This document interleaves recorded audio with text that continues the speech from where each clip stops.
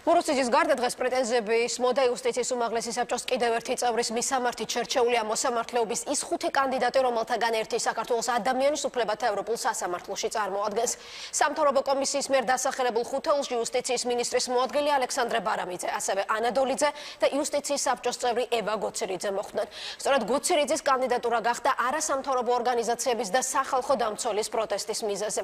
უფლებადამცველების უკმაყოფილება იუსტიციის უმაღლესი საბჭოს წევრის საქმიანობას და რეპუტაციას უკავშირდება. თავად გოცირიძე კი დუმს. ეს არის პირველი შემთხვევა, როდესაც სტრასბურგში გასაგზავნილი კანდიდატურები კონკურსით შეირჩნენ.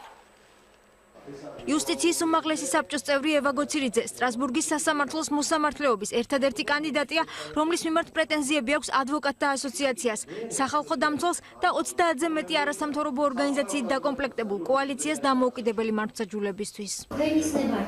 კოალიცია სპეციალურ კომისიაში ანა ნაცვლიშვილი წარმოადგენდა. სწორედ ამ 11-კაციანმა კომისიამ, რომლის 6 წევრი მთავრობის წარმომადგენელი იყო, შეარჩია მოსამართლეობის მსურველთა ხუთეული. ალექსანდრე ბარამიძე, ნანა მჭედლიძე, გიორგი ბადაშვილი, ანა დოლიძე და ევა გოცირიძე.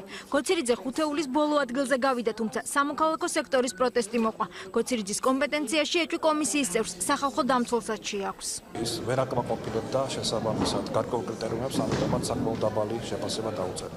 არასამთავრობო სექტორი ამბობს, რომ მაღალი კულები ევა გოცირიძემ მთავრობისგან მიიღო. ანა ნაცვლიშვილის შეფასებით ამან დაადასტურა ეჭვები, რომ მთავრობა იუსტიციის უმაღლესი საბჭოს საქმიანობით კმაყოფილია და გოცირიძეს ერთგულება უფასდება.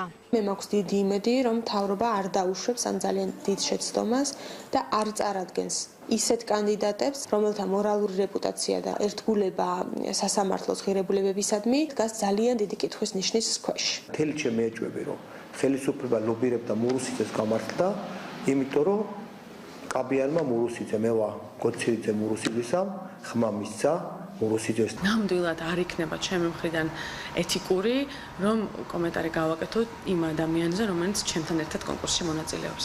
ევა გოცირიძემ მედიასთან კომენტარზე უარი თქვა. სახალხო დამცველის და სამოქალაქო სექტორის პრეტენზიებს თეატ ლუკიანმა უპასუხა. შეირჩა 5 საუკეთესო, ამ 5-ში ზოგი კარგია, ზოგი საუკეთესო, ზოგი ძალიან კარგი, ზოგი ნაკლებად კარგი. ჩემი მისია ამით არის ამოწურული, დანარჩენს გააგრძელებს მთავრობა. მთავრობამ კომისიის მიერ შერჩეული 5 კანდიდატიდან 3 უნდა შეარჩიოს და ევროსაბჭოში გააგზავნოს.